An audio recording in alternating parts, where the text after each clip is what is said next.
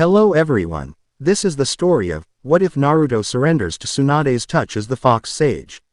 The battle was nearing its end. Sasuke in his cursed seal Lev. L2 form stared at Naruto as he was covered with the red chakra. The two of them had been like brothers. They had fought together, trained together, and argued with each other. Naruto would not let Sasuke throw all of it away just for the sake of his revenge, and he would not break his promise to Sakura.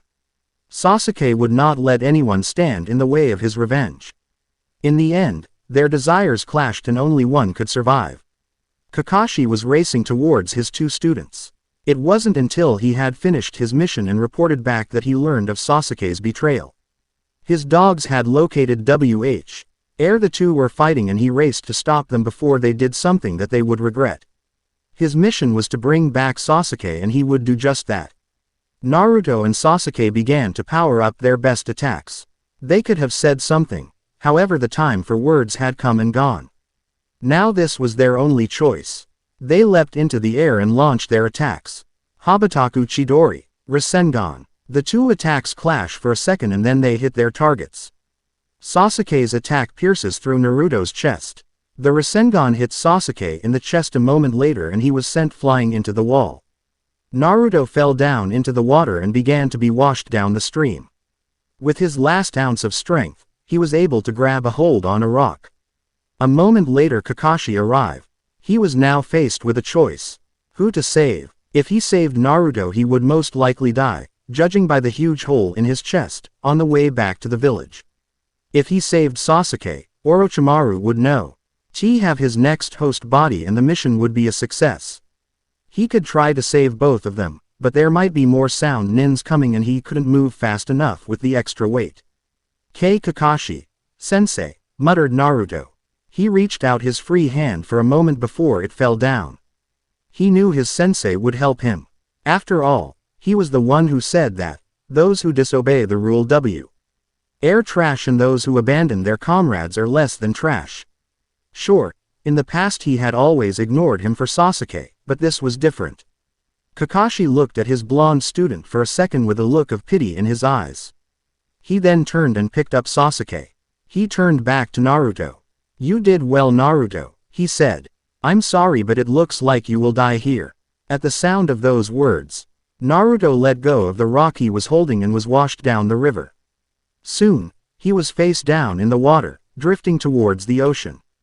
No, shouted the Kyuubi, I will not go out like this.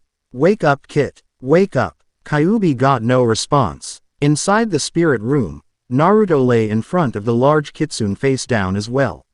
Let me see. Lack of oxygen, loss of blood, damaged lung, and body temperature is getting dangerously low. I doubt I can save us both, but I'll do my best. Some time later Kakashi arrived at the village hidden in the leaves with Sasuke. He quickly made his way to the hospital and made sure the doctors treated him right away.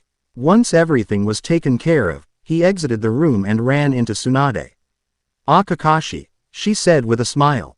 She was happy that so far, there had been no deaths and it looked like the mission had been a success. I heard from the guards that you just returned. Good work. So, what happened? When I arrived the battle was over, he replied. My best guess would be that Naruto fought with Sasuke and knocked him out with the Rasengan. That's very impressive, she said. I'll have to congratulate him later. Right now I have to. She stopped when she saw Kakashi hold up his hand. I'm not done, he said. Sasuke also used his own trump card on Naruto. When I got there, Naruto looked like he was on death's door. He had a huge hole in his chest and was bleeding very badly. Tsunade's eyes went wide. She then began to shake her head. This couldn't be happening. He had to be alright. He had to be. I was faced with a choice, continued Kakashi. I chose to save the one who had the most likely chance to survive. Naruto is dead. I watched him as his body floated down the river in the Valley of Ends. At that, Tsunade fell down on her hands and knees. This couldn't be true. How could that loudmouth boy be dead? She began to do the only thing that she could do, cry. That night the village had a celebration. News of Naruto's death spread like wildfire. Very few in any didn't attend for many different reasons. Choji and Neji were both in critical condition. Shikamaru was busy checking on his teammate and blaming himself for Naruto's death. Ino was lashing out at everyone who came close to her and started saying that they were glad the demon brat was gone. She didn't know the blonde well enough, but it tore her up inside to see so many people happy about his death. Tenten refused to go outside and join the party for the same reason. Lee and Guy were crying that someone as youthful as Naruto had died. Hinata was in her bedroom crying her eyes out. Shino and Kiba just sat in their old classroom, staring at nothing. This was where they had the most interaction with Naruto. Kakashi just stood by the memorial stone. And Sakura, well, Sakura was sitting next to Sasuke's bed. She had a mix of emotions. She was happy that Sasuke was alright. However, the price seemed too high. Naruto had gone this far for her, just to make her happy. Was that what love was? To go to the ends of the earth just to make that one person happy? Naruto had given everything for her, and how did she repay him? By hitting him and calling him an idiot. She felt low, very low. Tsunade had tried to send a search party to retrieve Naruto, however. What do you mean no? He could still be alive, she shouted at the council. We do not have the manpower, said Homura. Also, from what Kakashi has reported, it would be a waste of time. The beast is dead. If he was alive, who would want to save him, said Kaharu. We are better off without him. It took everything Tsunade had not to kill them both. It became harder when they decided to pardon Sasuke. They claimed that since Naruto was a demon and murder only counts when it is a human killing another human that Sasuke didn't murder Naruto. They then claimed that since he was under the influence of the cursed seal that he held responsible for his actions. Next thing she was denied was a funeral for him. They simply didn't want any remnant of the boy to exist in the village. In the end, all she was able to do was give the boy his wake that would be held in his apartment. The next morning, Tsunade got up and began to prepare for the wake. This was her first time at Naruto's apartment and was shocked at what she saw.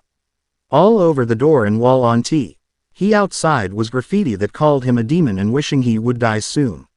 She opened the door and saw how he lived. The place was a mess. Some of the windows had been broken and several of his things had been stolen, like his microwave. It took about an hour to clean up everything. During this time she found 2 pieces of paper near his bed. She decided to read them. I want to that everyone who is here today, read the first one. I am happy to stand before you as the next Hokage. It has been a long road and I will do my very best for this village. The next part looked like it had been added to at different times. I want to thank Iruka for being there for me. You're like the big brother I never had and always wanted. To Kakashi, thanks for teaching me how to walk up trees. After that there was a black spot, as if Naruto was waiting to fill it with more stuff. To Sakura, I hope you have found what you are looking for and that you are happy. I also hope that you and Ino will stop fighting all the time. To Kiba, no hard feeling about a fight in the Chunin exam. I mean all's fair in love and war. To Jiraiya, thank you for taking time out of your busy perverted schedule to teach me my best moves. Hinata and Neji, I will do all I can to help you with the problems in your clan. Sasuke, I hope you can put the past behind you and look to the future. You can never move forward. You are continuously looking behind you. Tsunade Ba-chan, I'm glad you came back to the Leaf Village. I just want to say that you are the mother I never had. That is how I will always see you and know that you will always be in my heart. Now I hope you were listening because I'm not saying that again.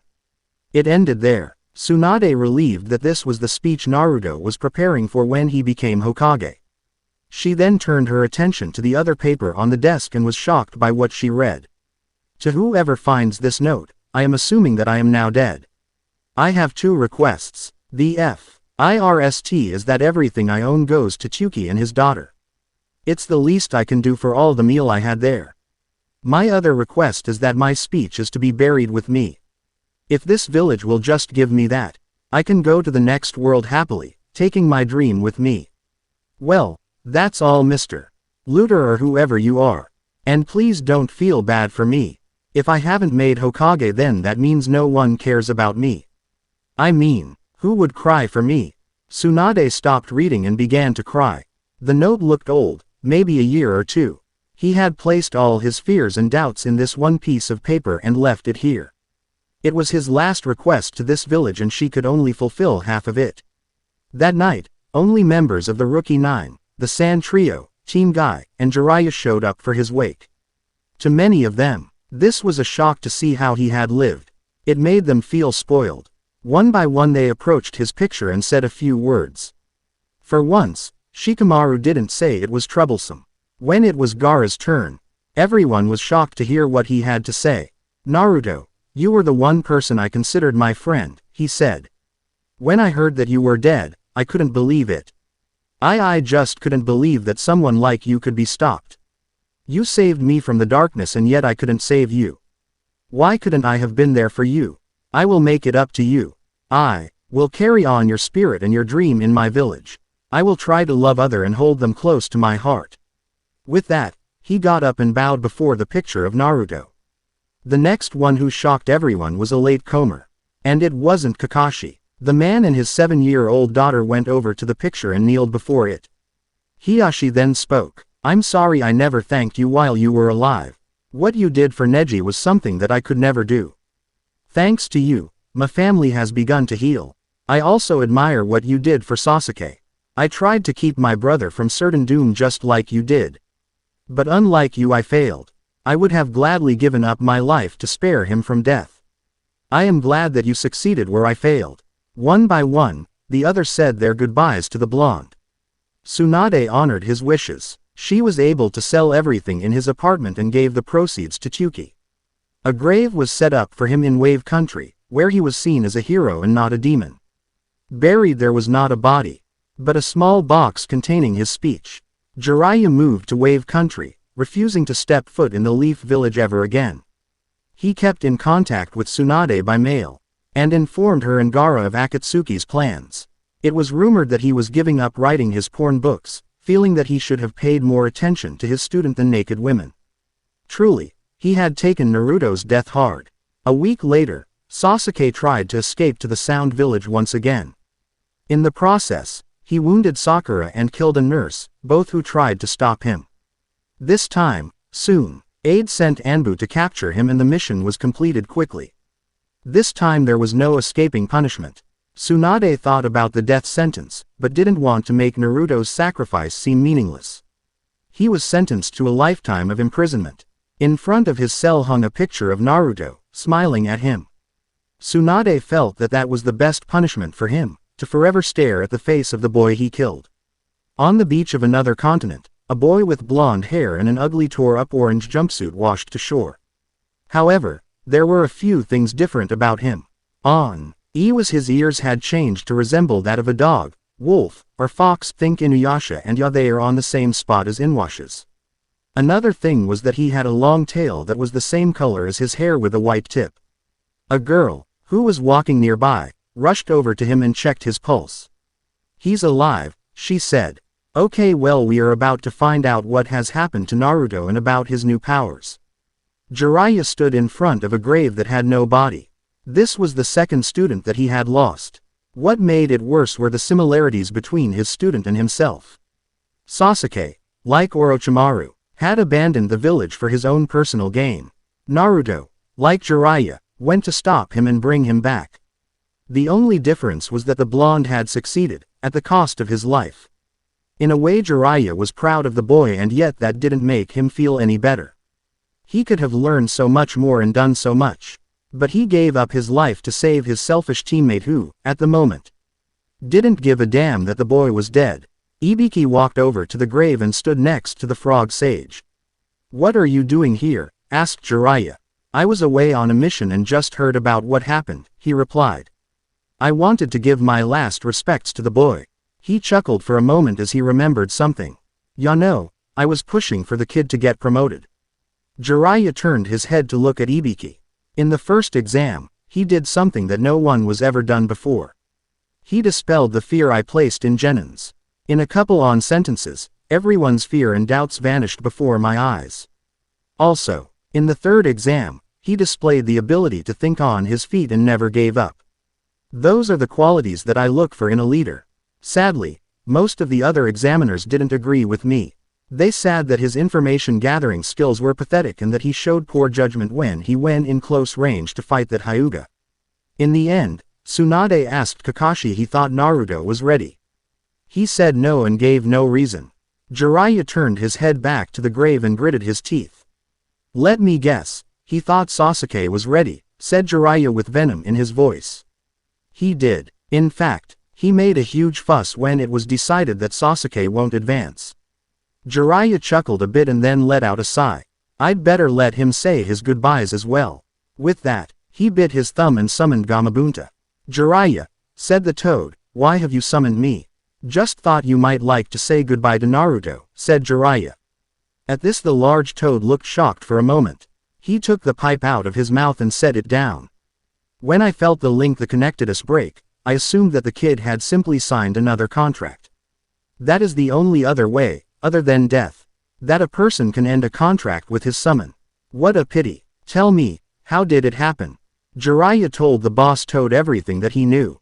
At first, Gamabunta wanted to go and wring the Uchiha's neck. Jiraiya stopped him by saying that Naruto would have wasted his death if he did that.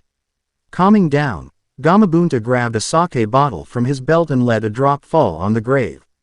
Now, this was a big sake bottle, so when the drop landed it splashed on the two older men. With that, Gamabunta left. Back in the Leaf Village, Gaara and his siblings were getting ready to leave. They had stayed in the village to help teach at the academy. At the gates was Hinata, waiting for them. I wanted to say thank you for saying what you said, said Hinata to Gaara. And nah, Naruto didn't have that many people around to call friends, so I think he appreciated it. I meant what I said, replied Gaara. My world was a dark and lonely place where only I existed. Then, when Naruto told me why he went so such extremes to help someone else, I was confused. But, I was even more confused when he said that he understood me. He described how I felt perfectly, and with that light entered my dark world. He saved me from a loneliness that stemmed from the hatred that my father and the rest of the villagers in the sand had for me. I know what it's like, replied Hinata. Gaara gave her a questioning look and she decided to explain herself. My father has resented me for years. Not just him, but the rest on my clan. So, I grew up with cold stares and unfeeling words. It might pale in comparison to your life, but I think I have an idea. I see, replied Gaara. Perhaps we'll meet again and see if things have gotten better. I would like that, she said. The Sand siblings then left the village for their home. Tamari was wondering when she'd meet her lazy genius again. Kankuro was wondering when he could come back to scare the children. Gaara, well, he was thinking of a pale-eyed beauty that he'd just met and was wondering why his heart was pounding so much. Naruto was just waking up and was surprised that the first thing he saw when he woke up was a girl about his age leaning over him and staring at his face. His eyes became dish plates and his face turned red. This girl was an Uchiha. She had the same dark hair as Sasuke and Itachi. Not to mention that her Sharingan was activated. Good, you're awake, she said as she got up and deactivated her Sharingan. Naruto could now get a better look at her. He was right about her age. She looked like she was 13 or 14. Her hair was done in a similar style to Anko's and she was dressed in a red Chinese-style outfit that seemed similar to Tenten's except it looked like it was made for housework than fighting. I'll go and get my parent and some food for you.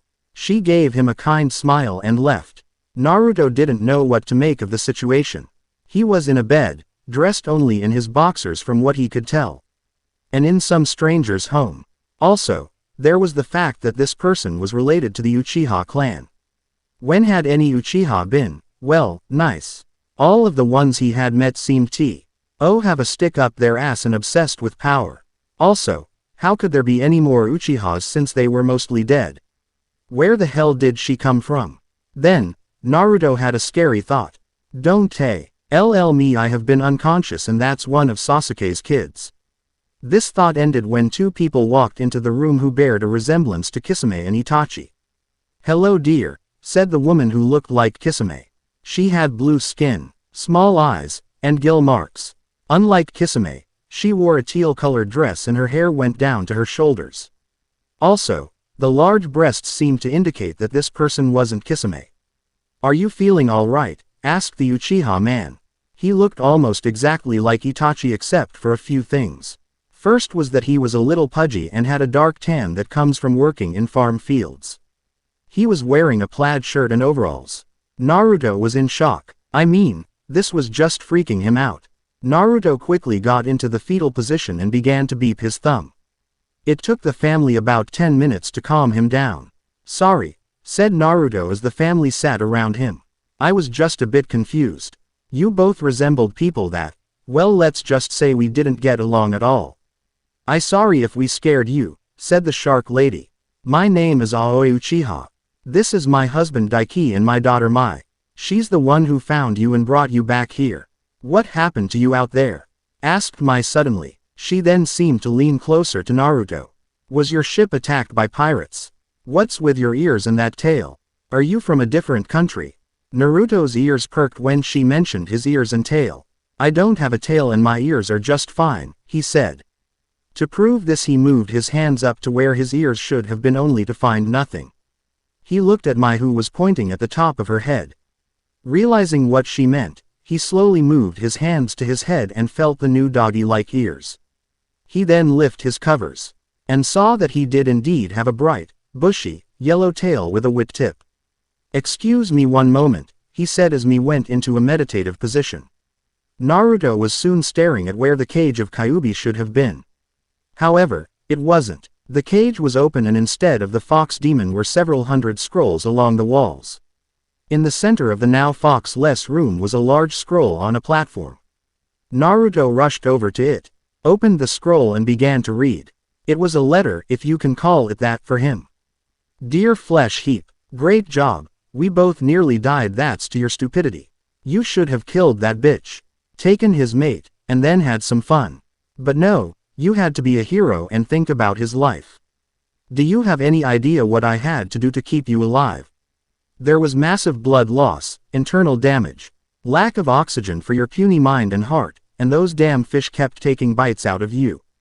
Did I mention I also had to use my chakra to keep your body from falling to the bottom of the ocean? I was faced with a choice. Either we both die or I give up my life to save yours. Now, let's get something straight. I saved you for a couple of reasons. The first one was that I wanted to be free of you, and if it meant I had to die then so be it.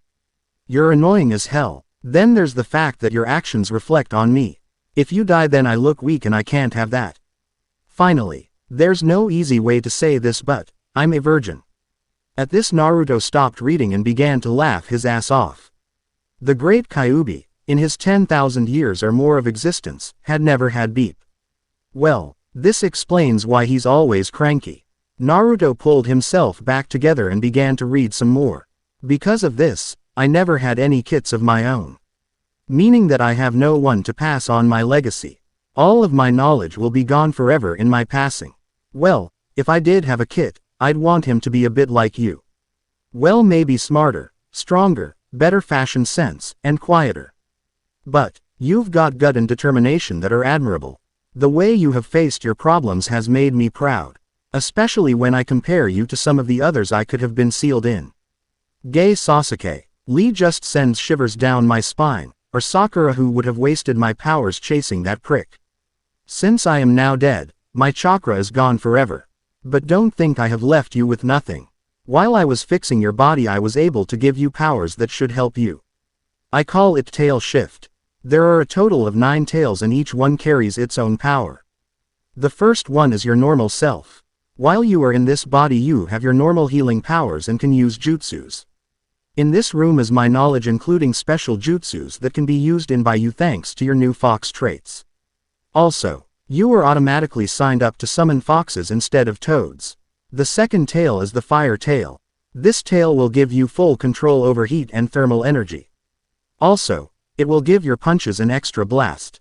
While you are in this form your tail will turn red and the tip of your tail will be made of fire. The third tail is the water tail. Your tail will look like it was made of water and whenever an opponent tries to fight you the attacks go right through. Only ninjutsu will be able to harm you. Also you can breathe underwater. The earth tail will look like it is made of soil and rocks.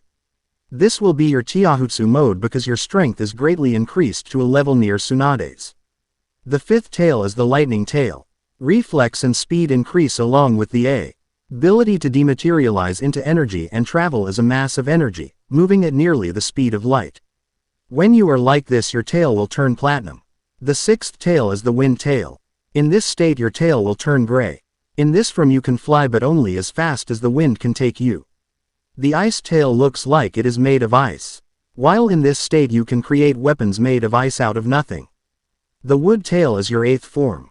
It grants you the ability to control plants of all kinds and to infuse chakra as a life source to heal living creatures, grow plants, or increase the power others.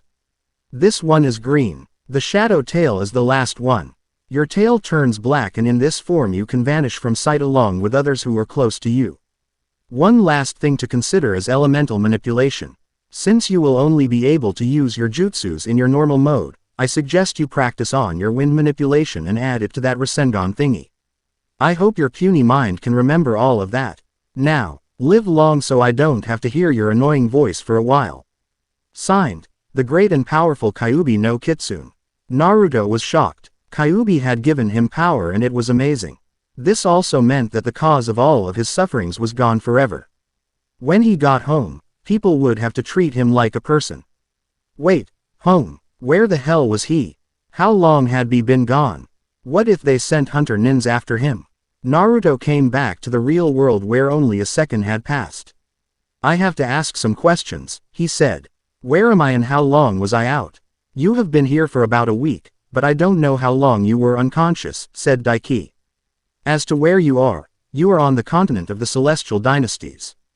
To be more specific, you are in the Milky Way dynasty. Naruto's expression became heavy. So I guess walking to the elemental countries is out of the question, he said with a light laugh. Indeed, replied Daiki. Ships only travel there maybe 3 times a year and tickets are very expensive. I have another question, said Naruto. How come I have seen your clan back where I come from? That's because we originated from there, said Aoi. It was about 250 years ago when we left. During that time, the clan wars were taking place. These wars were started to eliminate as many of the competition for the ninjas as possible. Many of us were caught in the middle of a war that we didn't want and hated. Also, many of the clans had rules that were too harsh. Our ancestors, along with many others, got together and sailed away. Since then, we have lived freely in this land and have used our skills and knowledge to help others. For example, because of the Sharingan's ability to copy others perfectly and prediction abilities allows the user to become a medic much faster. My daughter was the one who took care of you. There are, however, some who have become a problem by leading bandit gangs and such. Does that mean there are Hyugas here as well? Asked Naruto. Yes, replied Daiki. My grandfather was a Hyuga in fact. In this village we have Kamizurus, Hoshigakis, Uchihas, Kageyas, Kurama. And many others that have probably been whipped out. And that's just in this village. We are now spread out all over the continent along with the natives to this land. Well, said Aoi, we'd bet. Let you get some rest and let you eat your meal. My, where is the food you were supposed to bring? Crap, muttered Mai, I'll get it now. With that, the 3 of them left Naruto alone. Naruto decided to take this time and look at his surroundings. The room looked like it was used for guest seeing as the walls were bare and only had the bed and a dresser in it. A few moments later Mai came in with a tray and set it in front of him. On it was a bowl of rice, 3 pieces of fish, and some miso soup. Thanks, said Naruto as he began to dig into his food. Well, are you going to tell me? She asked. Tell you what? Asked Naruto before he took a bite out of his fish. How you got here? She said as she crossed her arms. You owe me that much seeing as I'm the one who found you. Now spill. Naruto sighed as he realized that she wouldn't let it go. I was in a fight, he began. My teammate decided to betray our village and I was part of the group to bring him back. In the end, I won. However, I was badly hurt and my sensei chose to help my teammate and left me to die. I guess I was washed out to sea and landed here.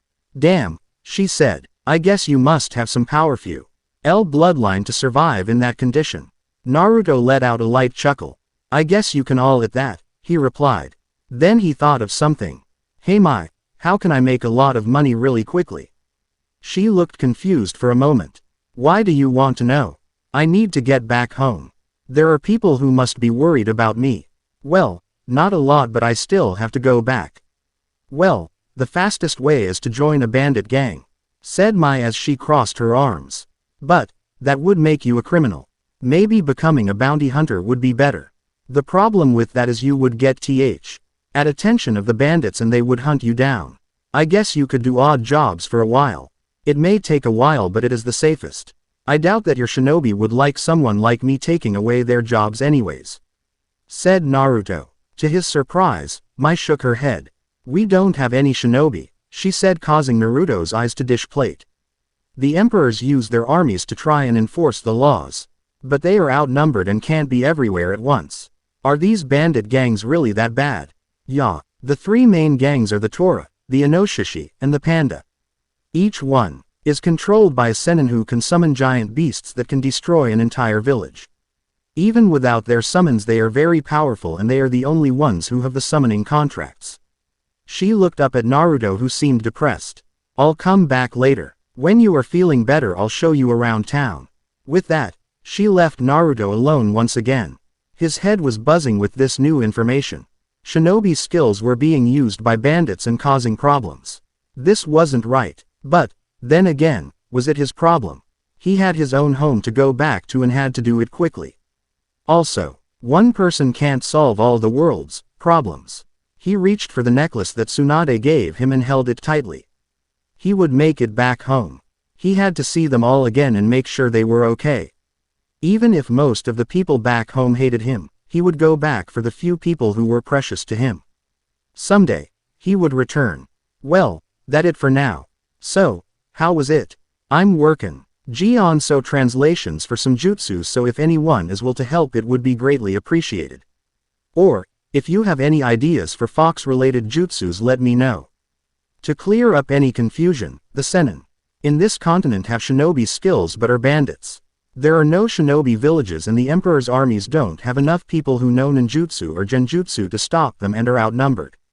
Kyuubi is dead but has left a parting gift to Naruto and now can summon foxes. Well, here is the next chapter. Before I begin I would like to answer a few questions that have come to my attention. First, why didn't Kakashi just make a shadow clone? Well, first off, he believed that Naruto would die no matter what. Also, he was worried about sound reinforcements. Remember that shadow clones and Sharingan take up a large amount of chakra. Second, Kyuubi was a demon fox. Naruto is now able to summon normal fox summons. Please keep that in mind. Third, why does Naruto want to go back? Despite everything that has happened to him before this, he has never turned his back on his home. He also knows that not everyone hates him and he believes that Tsunade will be searching for him. I mean, if he hadn't landed in the water, face down, then he could have been up and back to the village in a couple of days. He believes that Tsunade will remember this and will be trying to find him. He doesn't want her to worry. Last thing is the reason why Naruto will have to pay for a ticket. While Naruto's chakra is still very large, he no longer has Kyuubi's to tap into. This means no boss summons for a while. His other forms also take up a large amount of chakra. The longer he stays in them, the more chakra he will use up. And it is a long ways back to the elemental countries. Many of you have asked for pairings. I have hinted at a couple, but I'll just have to tell you all. Gaara and Hinata will end up together. Neji and Tenten are a given. Lee and Sakura will be together, big-eyebrowed, foreheaded, and pink-haired children scary. Shikamaru and Tamari because I like seeing that lazy ass get hit by that fan. Ino and Choji will balance each other out. Kankuro, he's all alone. As for Naruto, he gets my OC. And Uchiha with a personality that doesn't involve a stick up her ass. I have other OCs in my other stories. If you would like one of them in this story please let me know. Also, today a new OC makes his appearance. How is related to Tayuya. Let me know what you think of him. True to her word, Mai took Naruto into town as soon as he was feeling better. She didn't expect him to recover the next day thanks to his healing powers. She voiced her concerns saying that he shouldn't push his body too much. Naruto just smiled and told her that he was fine. She, however, didn't stop worrying and said that he should stay in bed of at least the rest of the week.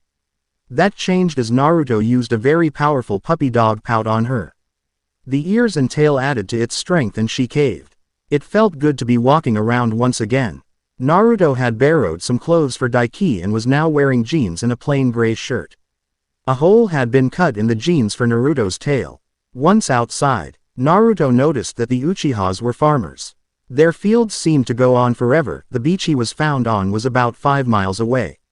Mai likes long walks on the beach. The house itself was a simple 2-story building that was painted red. In a way, Naruto was happy for the long walk into town. It would give him time to think. One of the heavier questions on his mind concerned He members of the team that was sent to rescue Sasuke. Were Neji, Choji, Shikamaru, Lee, and Kiba all right? Then he remembered Tsunade's medical skills and he stopped worrying so much. When he began to think of her, he was filled with hope. She was probably sending shinobi to search for him. He knew the odds were slim that she would find him, but slim odds had never stopped him before. Then his thoughts went to the village. They had probably forgiven Sasuke and Sakura was back to asking him for a date every 5 minutes. Sakura, that was a name he would never forget. He had loved her for a long time. When they had been assigned to the same team he had been very happy. At the time, he believed that she would start seeing him as more than the demon child and prankster. But that never happened. The day he brought back Tsunade was when that fact hit him in the face. She had run right past him and went right to Sasuke, crying. "No thank, or I was worried about you since you never said goodbye, or anything like that." It was then he decided to let her go. Since he could never have her heart, he decided to do whatever it took to make her happy. That was the reason why he promised to bring the Tem back. He wanted to make her happy, no matter what. The town itself seemed ordinary. Homes and businesses were together and people were going in and out of them. It had a park for the children and he could hear their laughter. What came as odd for him was that half of the population seemed to consist of people with bloodline limits. As both Mai and Naruto walked, he saw children playing using their special powers. A child who looked like an 8-year-old version of Haku was using ice mirrors to play a game of tag. The other children looked like an Aburame, a child with 6 arms. Another kid with mouths on his hands, and a kid unknown to Naruto who could control magnetic forces. No one, other than Naruto, seemed surprised by this. In fact, few people gave him a second look. Those that did had hearts where their eyes should have been. While Mai showed him the town, Naruto looked for work. The odd thing was that they all said to come back at the end of the month. Luckily, he had someone he could ask. "It's because it's almost time for the Hyuga clan to leave," she said simply. Seeing the look of confusion on his face she continued. "The Hyuga clan is nomadic. They travel around the different dynasties, moving from area to area. When one of them falls in love with someone out of the clan, that person settles down. I think my father said that there are 8 groups of Hyugas." He also said something about a caged bird. To say this surprised Naruto would be an understatement. He was in utter shock. The Hyuga clan, the most prestigious clan back home, were nomads here. "Can you show me where they are staying?" he asked. "Sure," she said as she began to walk in the intended direction. "Can I ask why?" "I just want to see them," he said. "Back home, the Hyuga clan is stuck up. They are just so formal about everything. Also, they aren't really big on being, well, a family. It's kind of hard to explain." Mai was shocked. A Hyuga was stuck up. When the hell did that start? When they reached the edge of the town opposite of where they entered, Naruto saw a small encampment. There were about 70 large tents. Outside, he saw children playing with air parents while the older kids and teens were cleaning and chatting. Sitting in front of a tent, he could see a mother rocking a baby to sleep. They were all seemed to wear clothing that seemed to be patched up. The normal unfeeling face he held of the Hyuga clan could not be found here. They were all smiling happily. Naruto couldn't help but smile. "I hope the rest of you can find this," said Naruto as he looked up at the sky.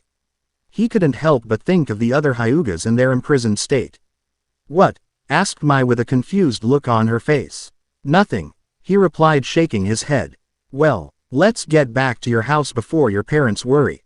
They turned to leave, but Naruto shot one last glance at the people who were free like bird. The next month passed by quickly. Naruto had a lot on his plate.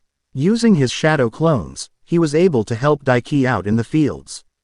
"Hey, being able to create 50 of yourself comes in handy." "That's amazing," said Daiki as he watched. "Had the clones plant new seeds and other such things. I have never heard of a jutsu that lets someone make physical copies of themselves." Naruto nodded. "It's only known by the people in my village," he said. "Probable created after your ancestors left." While his clones did their work, Naruto began to discover more about his new body. He still had unbelievable stamina and enough chakra to make a Jonin jealous. Using meditation, he would enter the soul room and read about his new forms and some jutsus that the fox had left. The fox also had an amazing amount of knowledge that baffled the blonde. Over the month, he learned about demonic politics. Basically, they fought until anyone who disagreed with them were dead, hence a lot of fighting. Cooking, one of Kyuubi's hobbies. History of the human world. At last he knew what killed the dinosaurs, and psychology. Kyuubi had issues. When he was done, Naruto would come back to the real world and practice what he learned. By the end of the month, he had learned how to activate all of his forms, 3 new jutsus that he had never heard about, and 1 that belonged to Ero Sennin. He also began to do some exercises that would help with chakra control and increase it as well. By the end of the month he had learned more than he did with both of his perverted teachers. Back in the Leaf Village, at the end of the month, Tsunade was in a meeting with the council. She had called this meeting after receiving a letter from Jiraiya about Akatsuki and Orochimaru. "Well, Tsunade-sama," said Danzo. "What is so important that you all us?" Quote, "My former teammate just sent me new information about Akatsuki," she stated. "They are no longer a concern to us," said Homura. "The demon is gone. Why should we care? They are going after Orochimaru," said Tsunade as she grit her teeth. "They had no respect for the dead." "Why?" asked Danzo. "They are blaming him for the death of Naruto," said Tsunade.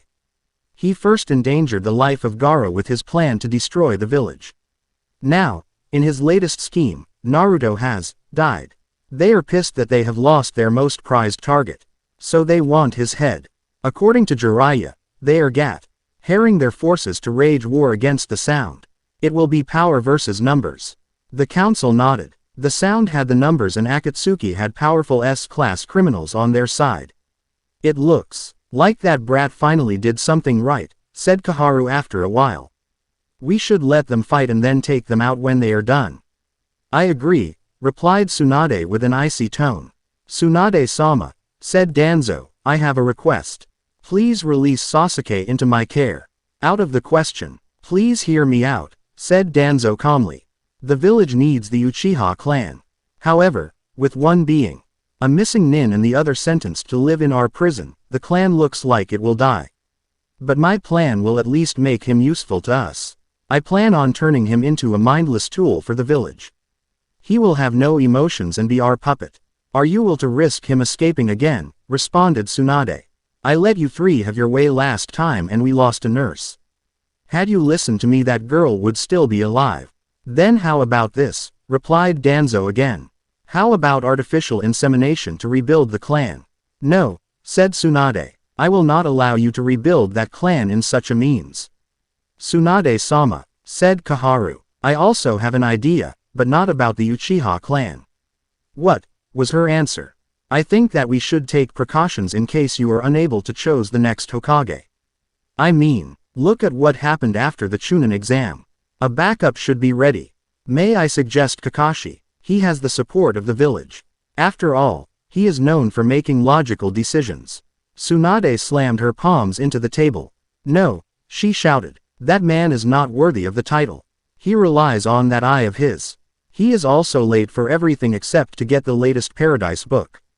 No, I will not allow him to become Hokage." She got up and moved to the door, but stopped as an idea came to mind. She turned back to them. "But the idea is good. As my emergency replacement I chose Guy." With that she left the room. While they council looked utterly shocked. She'd rather have Guy as Hokage. Later that day she told Guy about the meeting and her decision. I will do my best with the power of youth.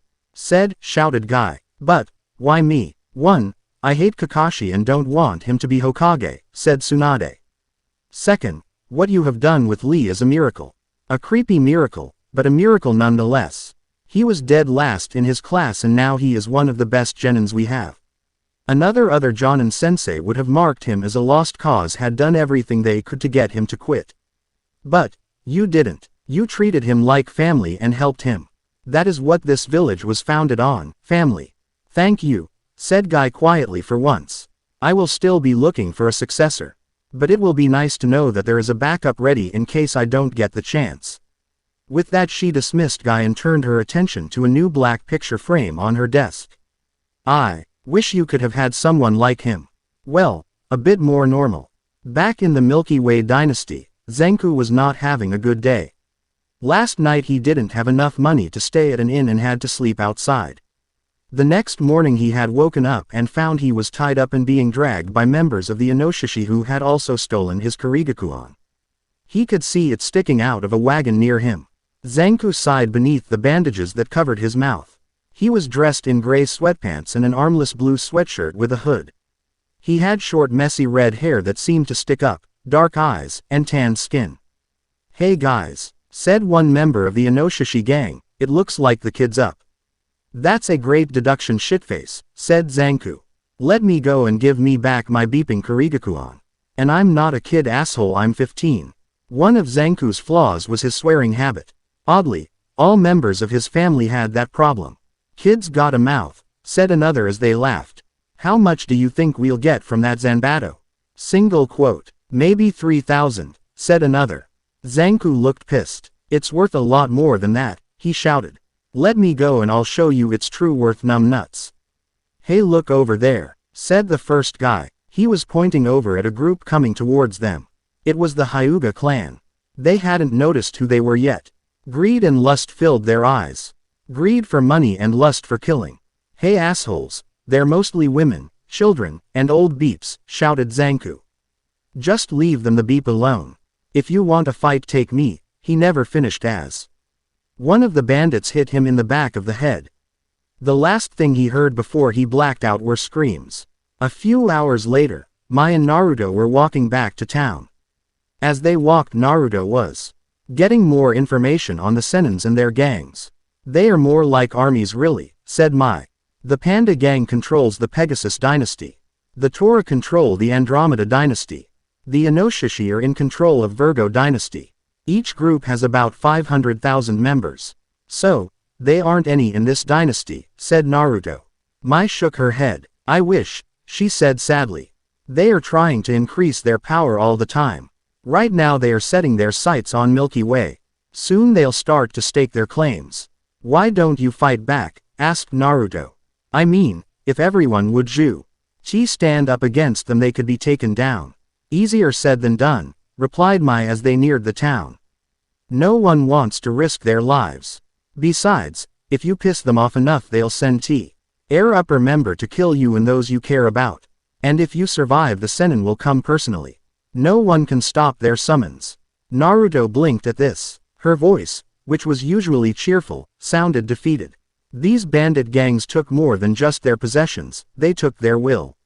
Naruto realized that they had given up long ago. A few minutes later, the two found the town to be oddly quiet. Everyone had gathered in the center around a group of about 30 to 40 men. They all wore identical light brown outfits with fur around their collars. On their chest was a picture of a boar with an eye patch smoking a cigar. There was also another guy with them that was tied up. Behind them was a wagon that was filled with items that looked familiar. Well, I hope everyone is here, said the one who was most likely their leader. We have good news for you all.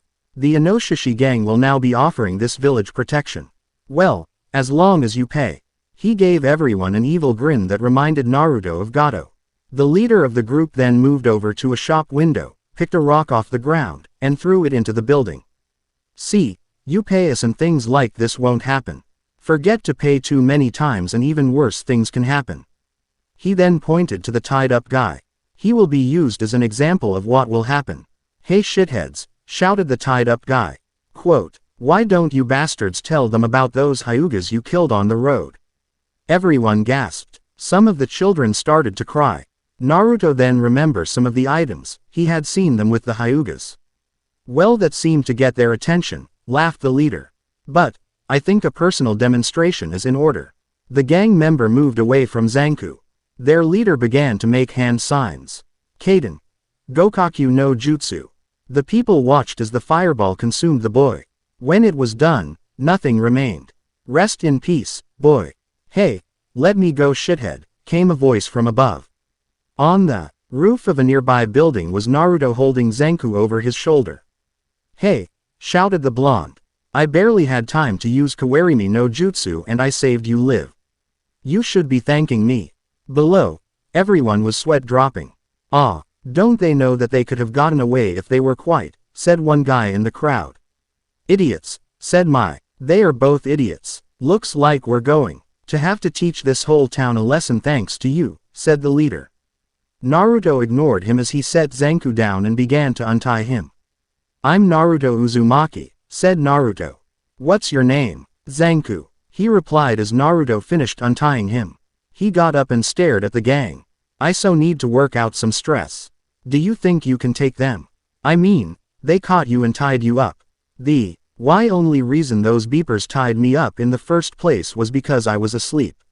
Listen, just help me get my Zanbato and I'll help you take care of these asses. Naruto grinned as he looked down at the gang. Deal, said Naruto as he remembered a certain redhead of the Sound 4. They have to be related. Naruto then brought his hands together like he was about to gather chakra. Baikutai. Yama. Zanku noticed that Naruto's tail began to change from a furry blonde-colored tail to a tail that looked like it was made of dirt and rock. Naruto felt powerful. Strength pulsed throughout his body. With a roar, he jumped down and slammed his fist into the street when he landed. The result was a huge crater and several nearby members being thrown into walls. Members began to charge at him and Naruto was ready to strike back. The first fist missed and Naruto gave him a soft palm thrust that sent him back several feet. Another came and a soft kick sent the next guy flying. Soon, all the members of the Inoshishi gang had all their attention on Naruto. This let Zanku get his Kurigaku on. It was a large Zanbato that was shaped similar to Zabuza's. The only difference was that this was thicker, and had slits in the front and rectangular holes in the back. He grabbed his sword from the wagon and jumped into the air. He noticed a group of 10 moving towards the crowd. Zanku made a downward thrust motion with his sword and shouted, Shoin Bakuden. A loud bang was heard as a sound wave was sent out of the sword and moved towards the group. When it hit, it left a large crater, crushing the bandits. It's on now bitches, he shouted as he landed. He then began to swing his sword wildly as he charged at the remaining bandits. The fight continued for less than 30 seconds. Baikutai. Kai. Whisper Naruto as he changed back into normal form. These guys were weak. They had to be the genin of their gang. He walked over to where the leader lay and stared at him. Why did you kill the Hyugas? Don't bother Naruto, said Zanku as he walked over. I was there. There was no reason other than greed and the desire to kill. You're both fools, choked the leader, grabbing both of their attentions. When we don't come back, a Nakamano will come here. The only thing you have done is sealed this town's fate. Who's that? Asked Naruto. Zanku answered him. He's a middle-ranked member of their gang. Like his name suggests, he looks like a beeping clown. But, he's the most dangerous clown you'll ever meet. Naruto nodded then turned to Zanku. So, which gang are you with? He asked. None, he replied. I'm a bounty hunter in training. So, I know about some of the more famous members. I was on my way here to take care of these shits for brains but, they got me while I slept. Naruto smirked at this. Then, he remembered the Hyugas. Did any survive? The Hyugas? No clue. They knocked me out right before the fighting started. Naruto's eyes widened. There could be survivors. Making the sign again, Naruto shouted. Baikutai. Reime. The fur on Naruto's tail turned platinum. He turned to the leader. Where are they? He asked. Not waiting for an answer, Naruto grabbed him by his shirt and pulled him close. Tell me. The leader lifted his hand and pointed in the desired direction. Naruto dropped him and turned into a bolt of energy that vanished in less than a second. Well, said Zanku after a moment. That bastard sure is interesting. He turned to the townspeople who were still in awe. So, what's for lunch? A bolt of energy appeared next to the grave field of the Hyuga clan. Naruto's form returned to normal as he was low on chakra. He looked at the bodies, not a sound was heard. The only thing that seemed to move was the wind.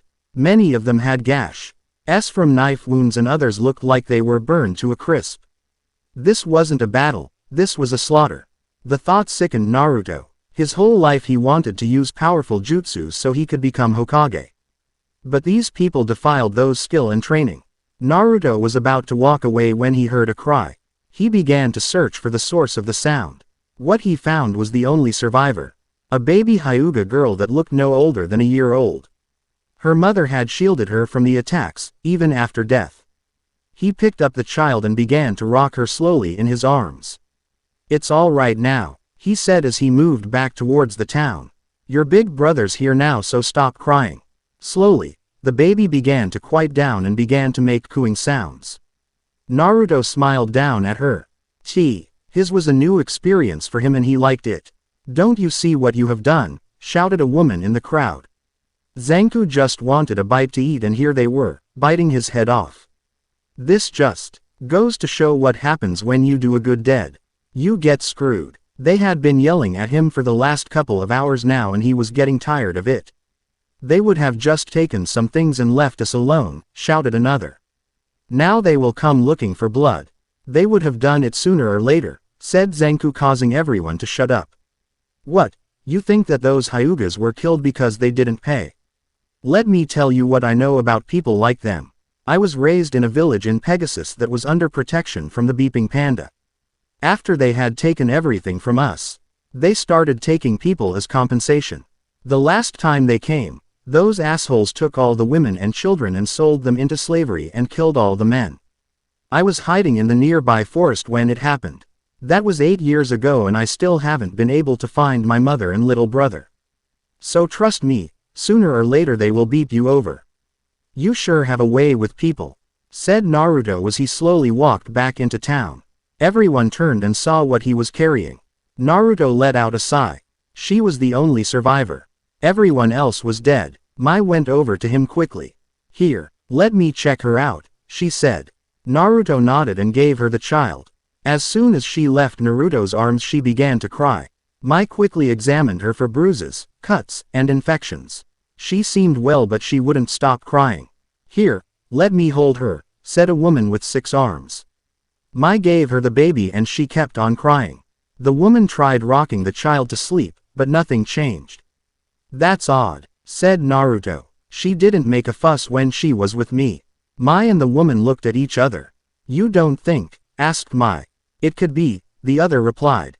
She handed Naruto back the baby and she quieted up quickly and began to giggle. This is unbeeping believable, laughed Zanku loudly. Feel better. I begin to mumble. Anakamano sat in a field about a week's walking distance from the village where Naruto was staying. He was a pudgy man in his late 20s that had black spiky hair that made it appear that he had a crown. In the middle of his forehead was a smiley face. He wore a red and yellow striped outfit with a small cape on his back that had the silver boar on it. He had sent his underlings to take care of the village so that he could train. The promotional inspections would be starting soon and he was close to being promoted. Soon, he saw the figure of an 18-year-old boy walking towards him. He had short brown hair and narrow eyes, think Jin from Bleach. In his hair were 3 feathers. He wore tan-colored Taoist robes and on his chest was the silver boar. On his hands were thick gloves. Anakamano knew who this teen was. He was the right-hand man of the Inoshishi Sennin, Chukin. Somewhere nearby was his partner Sushi. Anakamano got up and bowed before him once he was close. Chukin-sama, what do I owe the pleasure of this visit? He asked. The men assigned under you have failed, said Chukin. His voice was giddy and his smile never left his face. This was just the way he was. His smile was fake, a mask. That was used to hide a form of sadness that he told no one about. Was it the panda or Tora? Asked Anakamano. Neither, was his answer. They were defeated by a bounty hunter in training and a farm boy. Impossible. How could 2 weaklings defeat 45 lower members? Well, the bounty hunter has some skill. Also, according to Sushi, the farm boy has some new bloodline limit that he has never seen before. I will take care of this problem at once. I'm glad to hear that. Be sure to kill the bounty hunter. As for the farm boy, bring him to the base. Once he is brought there, the Inosh Ishi Senin will convince him to join us. When he finished, a whirlwind of feathers surrounded Chukin and he vanished. Anakamano sighed. This sounded like it would be too much work. He hated working too much. But he dare not complain in front of Chukin. Anakamano sighed again, began to walk. Maybe I'll run and cut the distance down to 3 days and get this over with. The next day in the village, Zanku and Naruto were sparring. Naruto was using his ice mode, which was helping his aim and weapons skills. He was reaching into thin air and pulling out kunai from nothing and throwing them at Zanku. Zanku used his Kurigakuon to block the attacks. After a while he charged at Naruto. Seeing this, Naruto created his own Zanbato and blocked the attack. Both of them had the same strategy when it came to swords, swing like a maniac. On the side line was a shadow clone Naruto created before the spar began. The clone was holding the baby Hyuga in its arms. Every time someone other than Naruto held her or when she was set down, she would start crying. She was only quiet and happy when she was near Naruto. It seemed that the clone was able to fool the infant. Sadly, there is always an exception to the rule. "Hey boss," called the clone as the baby began to cry. "I think the baby needs a diaper change." Naruto and Zanku stopped fighting. Naruto looked over at the clone and rolled his eyes. "Well, what are you waiting for?" he asked his clone. "Change her." "Right boss," replied the clone. The clone pulled out a blanket from a nearby basket that they had brought with them and gently placed the baby on it. Then it grabbed some wipes, a new diaper, and an instruction book from the basket and began to change the diaper. "Let's take a break, shithead," said Zanku. Naruto nodded and turned back into his normal form. He looked at his clone, which was struggling to put on the new diaper, and sighed. "I wish I knew a diaper-changing jutsu," he said. Naruto had gone into the Soul RO. When this problem first came up to see if the fox had left him that information. Hell, he would have taken any information on babies. Sadly, he could only find cooking recipes. "Bad Kyubi, what is with you and that brat anyways?" asked Zanku. "I mean, why does she only like you?" "I have no idea, maybe it's a Hyuga thing." Hinata Hyuga was weird as well. "What the hell do you mean she was weird?" "She was always hiding around corners and stuff. She stuttered a lot and whenever I tried to talk to her, her face would turn red. Every time I went to check or move closer she would faint." "I see. Did she do this with everyone or just you?" Naruto crossed his arms and began to think. "Just me," said Naruto after a while. "You really do have shit for brains. Listen closely, that Hinata girl has a crush on you." "What?" "Yep," replied a smug Zanku. "Wow, I just thought that was a Hyuga thing," said Naruto as he sat down. "I mean, it happened a lot with the women of the Hyuga clan. When I was 5 I was walking down the street and this lady from the clan just grabbed me, picked me up, and started hugging me.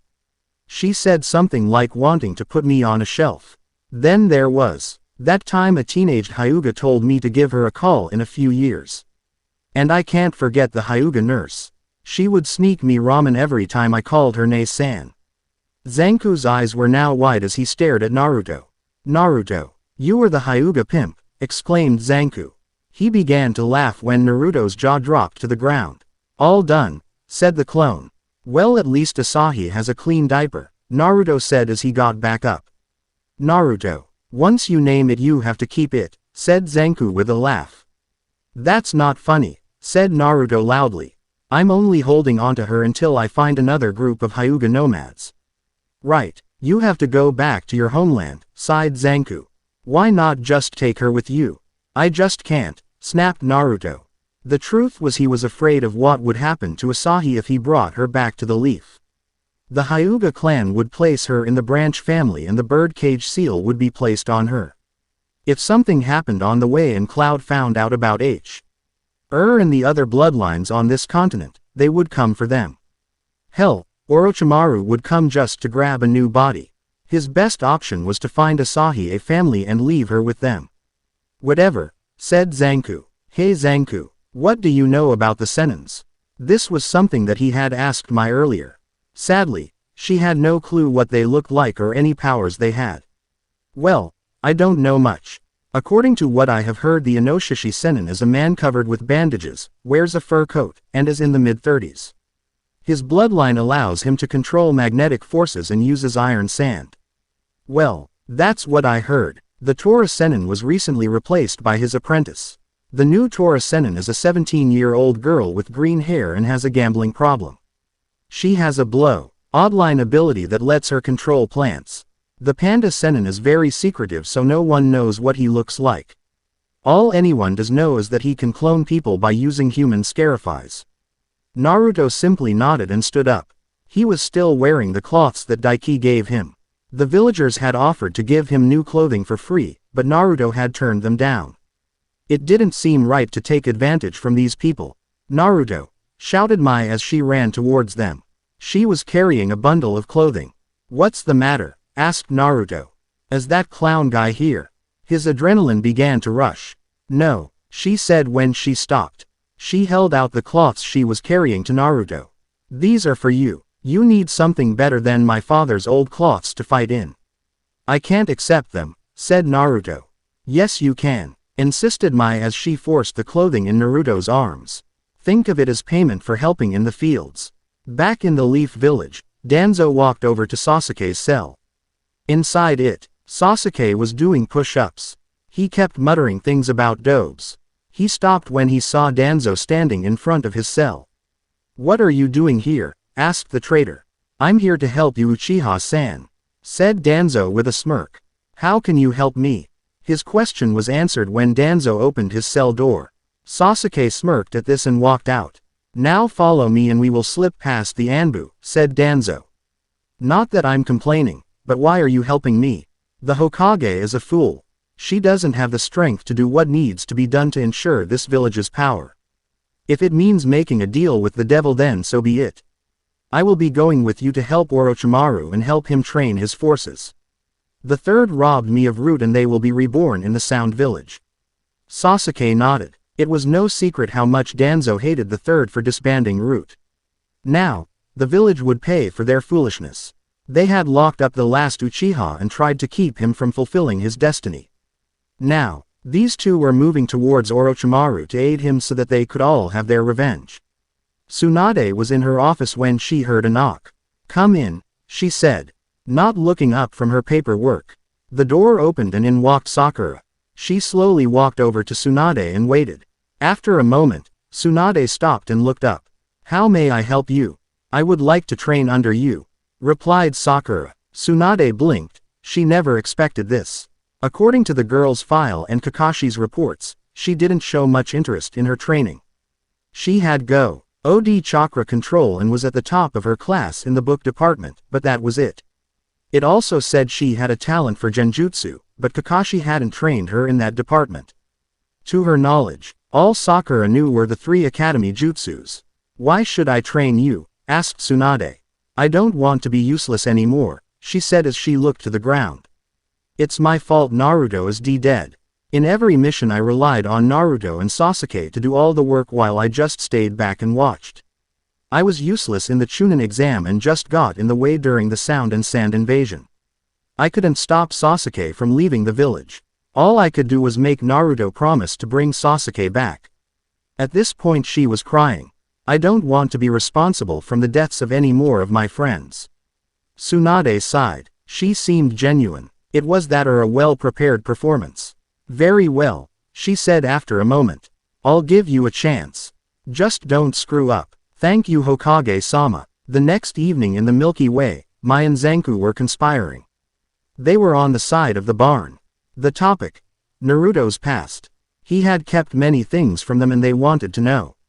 However, when he did reveal something about his past, it confused them. Sometimes, he had a sad look in his eyes. You ask him, said Mai. No, you ask him, insisted Zanku. You have known him longer. Ask who about what? Asked Naruto as he walked around the corner. Mai turned to face him and bit her lip. It was now or never. We were just going to ask you about your past, Mai replied.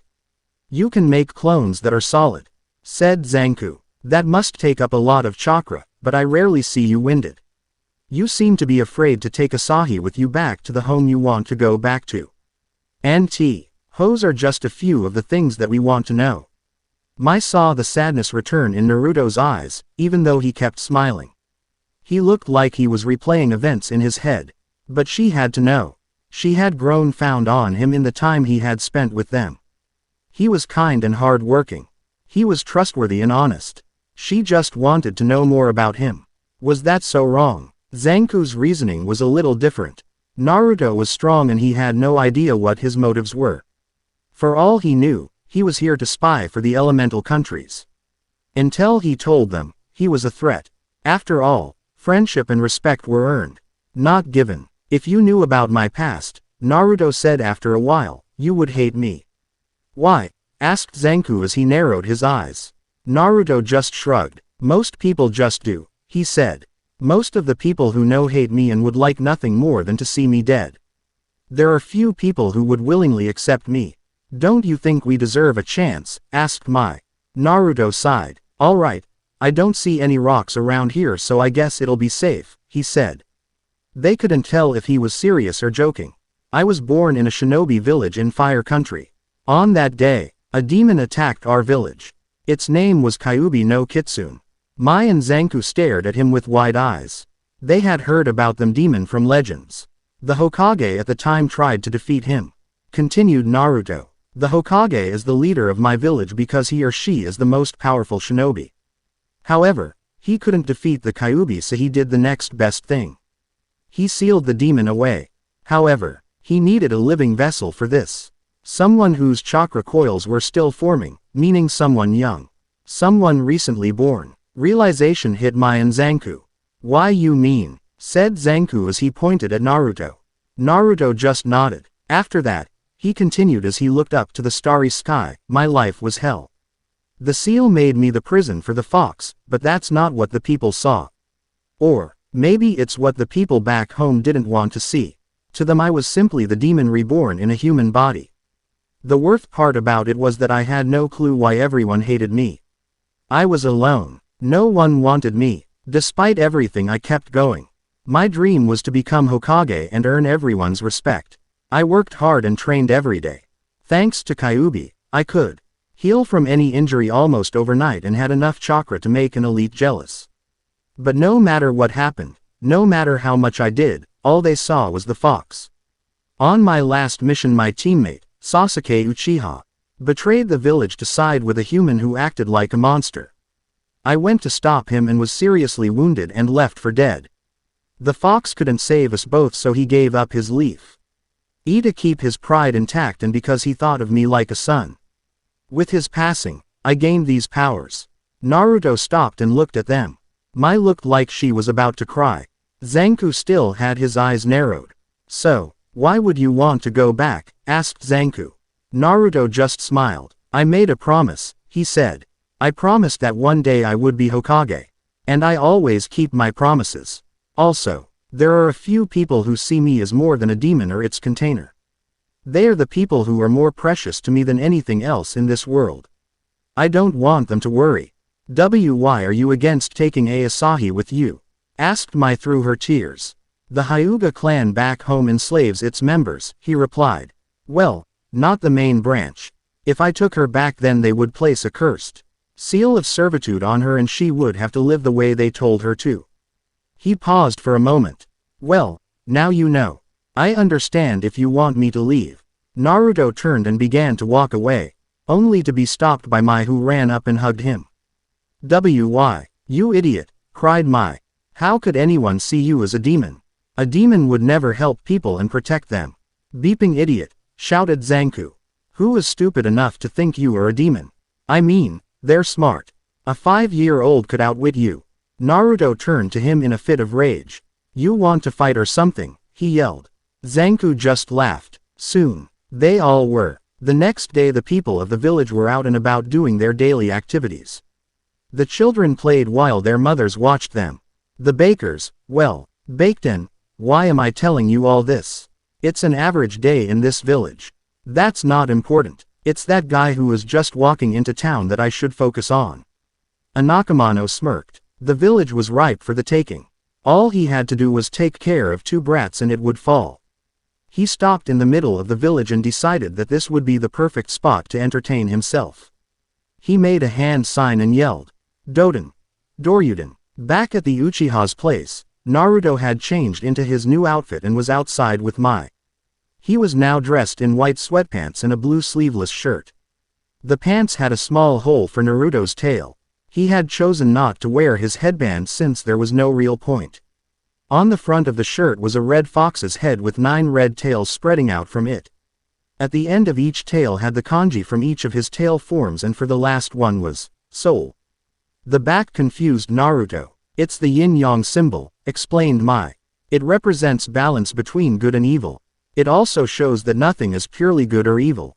I think it suits you well." "Thanks, Mai-chan," replied Naruto. Suddenly, there was a loud crashing sound. Then, Zanku ran out of the house. "I think the beeper's here," he shouted as he ran towards the village. Naruto nodded, shouted goodbye to Mai and followed Zanku. When they got there, several buildings were destroyed. People were running away, and in the center of all the chaos was Anakamano. The Inoshishi bandit looked at the 2 teens standing in front of him. He assumed the red head was the bounty hunter. Judging by the zanbato on his back, the other one had to be the farm boy that Chukin told him about. "So, you 2 must be the brats that took down my men," he said at last. "Funny, I expected something better. The only thing funny around here is that outfit," said Naruto with a smirk. "I try," said Anakamano. "It is out of kindness that I try to leave a smile on the faces of those I'm about to kill. Now, resign yourselves. Tawainai Suji Bando." With that, he moved his right hand up to mouth, which was shaped like a small O, in a way that looked like he was holding up a cigarette. Then, a purple-colored string shot out of his mouth and wrapped around Naruto. "Hey, what the?" yelled Naruto as the string hardened and he began to struggle to move. "It's useless, boy. Nothing. G can get out of the Tawainai Suji Bando. Asshole," shouted Zanku as he charged. He swung his zanbato at his opponent and made contact. However, instead of cutting the clown in half, the sword bow NCED off of him, sending Zanku back several yards. "Sorry, boy," said Anakamano with a mocking smile. "My body has a special ability that protects me from most attacks. Now, Fusen ko Kyugaku." He opened his mouth wide and several purple balloons popped out. They flowed around the area between the 2 and then became stationary, meaning they are staying put. "You think some beeping balloons are going to stop me from kicking your ass?" yelled Zanku. Fushiken. He swung his sword, which made a humming sound, and several sonic blades were sent flying to Anakamano. The blades hit the balloons W. Hitch not only cancelled the attack but caused the balloons to explode. Zanku raised his free arm to shield his eyes. Anakamano rushed over to him and did a leg sweep that knocked him to the ground and followed it up with a heel drop. Naruto watched as Zanku got wailed on. He tried to move his arms to form a hand sign but couldn't. He had no kunai on him, and if he tried to make the Rasengan he would be hit with it since his palms were face down. Then, Naruto had an idea. He focused chakra into his hand, as instructed in the scroll's Kyuubi left, and soon his left hand was a bright blue chakra claw. He slashed out of the purple string and yelled, "Jutsu," as he shot the claw towards Anakamano. The jutsu hit the clown, grabbed him, and sent him back into a building. "What the hell was that?" asked Zanku as he got up. Naruto went over and gave him a hand. "Jutsu is a jutsu that doesn't need hand signs or an instrument," said Naruto. "Basically, it's a way to use chakra to slash through anything and can be launched at an opponent. The problem is, when launched, it loses power. Its true strength comes from close range." He was a man of few principles, the Inoshishi Sennin. His basic belief was to kill all who irritate him. Some said that this was because of the fact that he had burn and scar marks from head to toe, thus he was covered in bandages. The only holes were for his eyes and mouth. Some people wished that his mouth was a bit more covered because he had lost his upper and lower lips and his teeth were easily seen. The only thing that he wore over his bandages was a heavy fur coat. The china doll that he always held was named Ray, who was half covered with burn marks. Next to his rocking chair were 2 vases. What was that? He asked Chukin. His voice sounded irritated. Anakamano failed in his mission in one of the villages in Milky Way, said Chukin with a smile. Not only was he beaten by his opponent, it turns out that he could summon foxes. I wish I could have seen it. Just then, another bandit ran in. Inoshishi-sama, I need to, he started to say but was cut off by a glare from his boss. Baka, said the Inoshishi was iron sand began to rise out of the vases. Sensatsu Susho. At that, the iron sand reshaped itself into needles and rained down on the poor soul who entered the room at the wrong time. Chukin last gave this body a coup. Iklook then turned his attention back to his master. What shall we do about the Kitsune Sennin, Anakamano-sama, asked the unparsed Chukin. Kill him, growled the Sennin as he began to rock back and forth. Send out the assassins. I want him dead. The assassins were made up of 4 women. They weren't strong, but they were beautiful.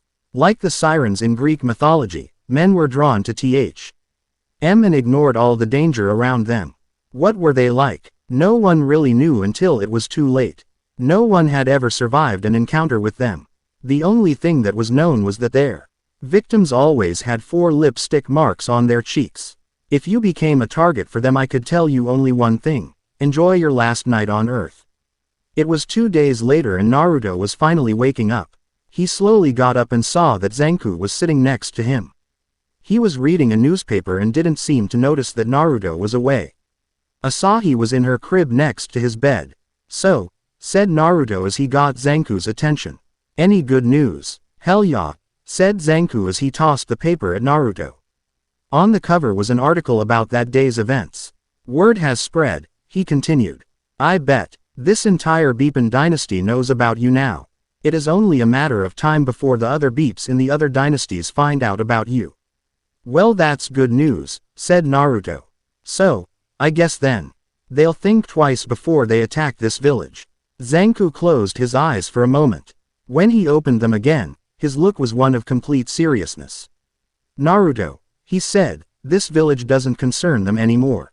Well, it does, but it's not a high priority. You are. When he said that, he pointed to Naruto for emphasis. It will be the same with the other shit-brained Sennins, they won't let someone else like them rise to power. It will alter the balance they have between them. Also, they won't let the people have Beepin hope. It will undo all the fear they have placed in the people. They will send everything they got at you and kill you to make an example. Naruto could only nod. At least they would go after him first and not the village. But, there were other villages out there. And 2 other gangs trying to make their claim. Once they heard about him, they would try to kill him. It was like he was placed in their version of the bingo book. You said that guy the first fought was just a middle member, said Naruto. With Zanku's nod he continued. So, how does the ranking system work? The lowest rank is the shitty lower members. They are the Beepin grunts and take up the majority. The next level belongs to the middle member asses. Above them are jackasses called upper members. Then there are the Beep asses that are the Sennin's right-hand men. Finally, you have the greatest Beeps of them all, the Sennins. That's not including their apprentices, since sometimes they won't have one. And they are all coming after me. That's just great. Naruto had begun to realize how much he had relied on the Kyuubi's chakra to win. He had only beaten Haku because of Kyuubi as well as Gaara. His fight against Kiba had been won by dumb luck. He had been helpless against Itachi and Kisame. Kabuto had nearly beat him. Now, without it, he was on his own. Not all at once, said Zanku. Even the Emperor would notice an army coming towards his border and do something. Well, at least try to. So, we are going to have to make you stronger. The 2 of us are going to go on a training journey and become stronger. Naruto looked at him like he was crazy.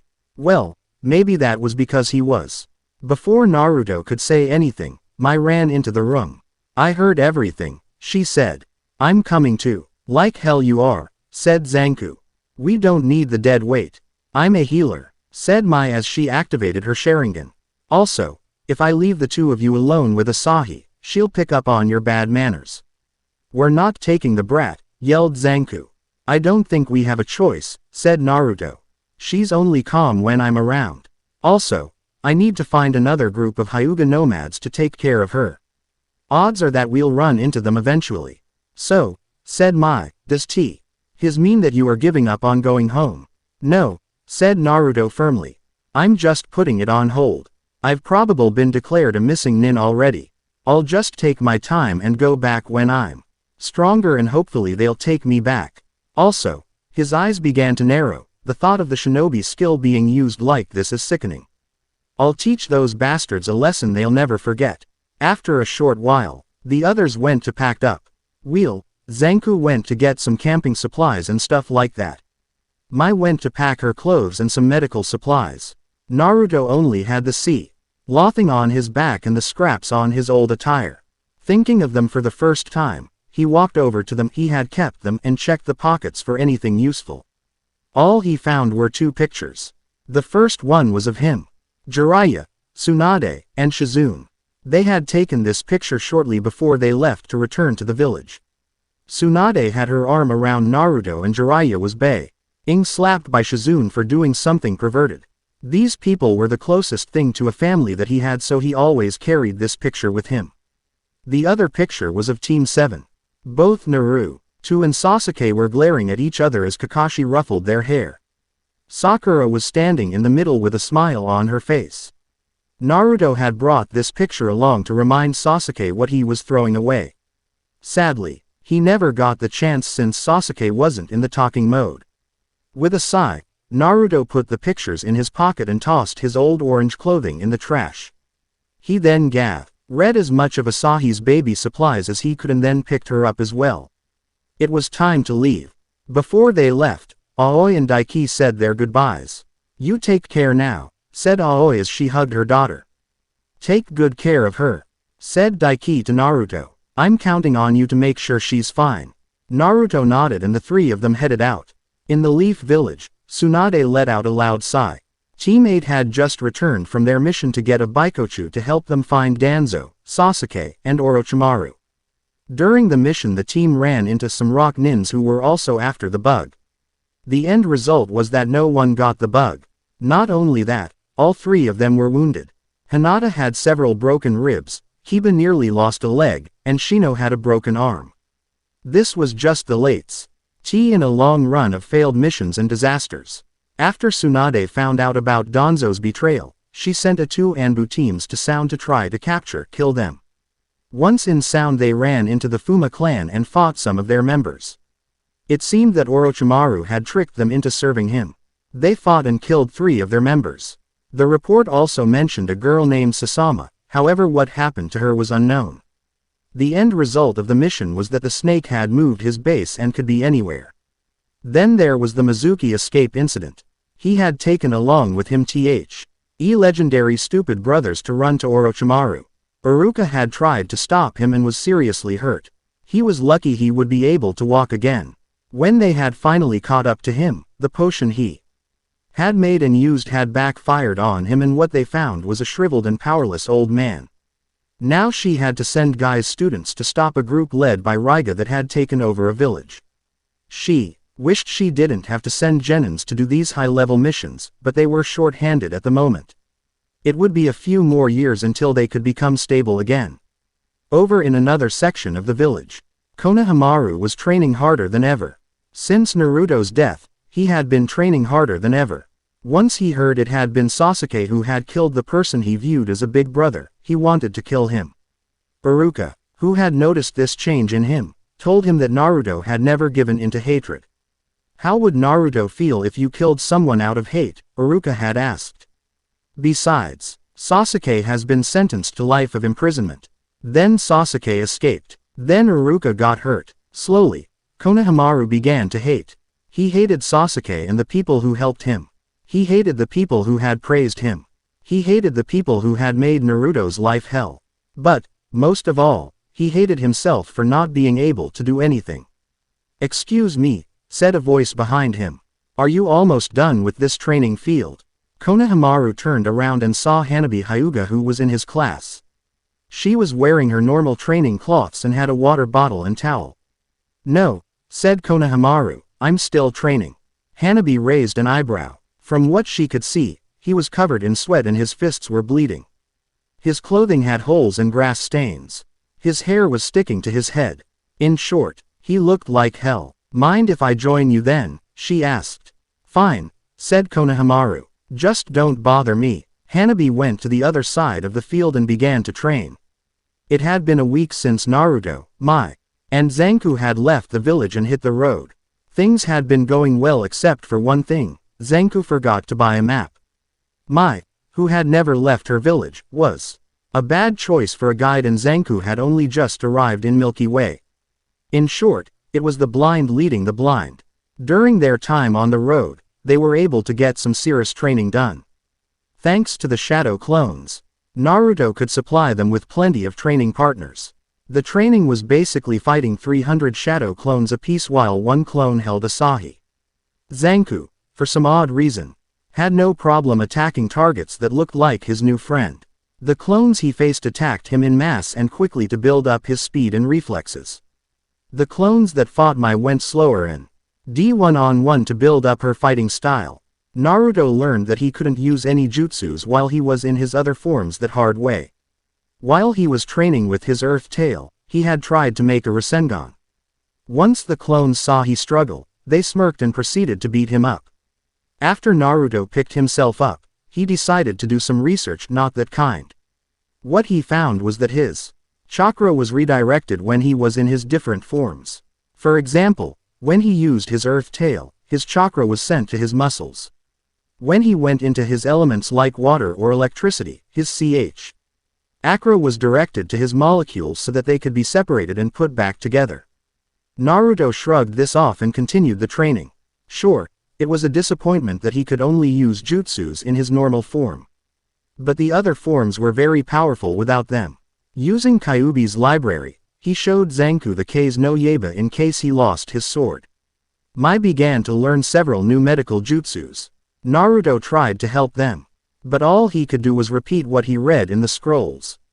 Naruto himself began to train himself so he could make the Rasengan with one hand. Now, they were on a road leading to a village named Algol. Finally, yelled Mai, it's been ages since I had a hot bath. And the village of Algol is said to have hot springs. We have to stop there. Figures, said Zanku. We finally reached civilization and she wants a beepin' trip to the hot springs. I say we get a map, get something to eat, and get the hell out of here. Well, Mai-chan has a point, said Naruto, who was carrying Asahi. We could use some relaxation and I haven't been to a hot spring in a long time. We can still get a meal and maps, so there's no problem there. Plus, we reek. I guess my nose was improved as well. Majority rules, shouted Mai. After a few moments Mai spoke up again. Hey Naruto, what were the hot springs like back in your homeland? Naruto closed his eyes and thought back to the few times he had been to them. I guess they were alright, he said. I mean, they were just hot springs. Nice place to go every once in a while, but not my favorite place in the village. What was your favorite? Asked Mai. The Ichiraku ramen bar, said Naruto with a big grin. Best place to eat in the village. It was so good. That's it? Asked Mai. Your favorite place in the village was a ramen stand. Yep, said Naruto. It was the only place that didn't chase me out or overcharge me for my food. The old man and his daughter were always nice to me. Mai suddenly understood why it was his favorite place. It made his feel normal, human. Over the course of the week, he had been slowly opening up to them. He told them about some of his missions and stories about the pranks he would play. He tried to dodge the more painful memories, but Mai could see the pain in his eyes when he did. For what she could tell, Naruto had never fully shared his life with anyone and had problems trusting people on certain issues. Zanku, on the other hand, ramen beeps ass, he said, missing the point. Now tacos, that's something I could sink my teeth into. Hey, ramen is 10 times better. Tacos, you little shit sniffer. Ramen, tacos, ramen, tacos. About an hour later of arguing, the group stood in front of the entrance to the hot springs. So how are you going to enjoy the hot springs with Asahi? Asked Mai. I mean, she can't go over to the boys' side. Naruto smirked and made a shadow clone. The clone then used a henge and became a female version of Naruto. "This is how," said Naruto as he handed Asahi over to the clone. With that, the group entered the hot spring. Mai wasn't worried. After all, it wasn't like Naruto would get to see her naked. Right. Yes, I am evil. A group of 4 women arrived shortly after the group entered the hot spring. They were the assassins. "The target is in here," said the eldest, Mamizu. "Aoi, what does he look like?" The youngest reached into her pocket and pulled out a piece of paper. "He has blonde hair, dog-like ears, blue eyes, a tail, and whisker marks on his face," said Aoi. "Are you sure he's in there?" asked Reshin. "Just look up," said Kachu as she points up. "See, Sushi is circling above. Chukin-sama said he would do that to tell us where the target was." With that, the assassins entered the building. Mai, Asahi, and the female Naruto clone, all naked, entered the female's side to find only one other person there. She had long light green hair that rested on her shoulders. Her eyes were a golden color. She had an average size bust for a girl of 17. She sat there in the hot spring drinking some sake. After a short, but uncomfortable, silence, Mai spoke out. "Hi," she said to the green-haired woman. "My name is Mai Uchiha. These are my friends, Naru, Sosumi, and Asahi." "What's your name? Why would you want to do?" asked the teen as she took a sip of her sake. Mai looked down at the water. "Just trying to be friendly," she said. The older teen gave them a short glance and then sipped some more sake. "My name is Yuri Genshiren," said Yuri. She looked at Naru. "Aren't you a little young to have a kid?" Naru's face turned red. "She's not mine," cried Naru. Yuri smirked. "I'm kidding," she said as she began to giggle. That's when Mai noticed something about her. "Those are beautiful earrings," said Mai. That they were. From the stud was a golden chain that held a single stone or gem that looked familiar to her. "They are part of a set," said Yuri. "When my ancestors left Elemental, they took these and left the necklace. These stones are very valuable. In fact, if I wanted to, I could sell them and buy a mountain for each stone." Naru just blinked. Where had she heard that before? On the boy's side, Zenku was pouting. "Why couldn't this shithole have co-ed bathing?" he whined.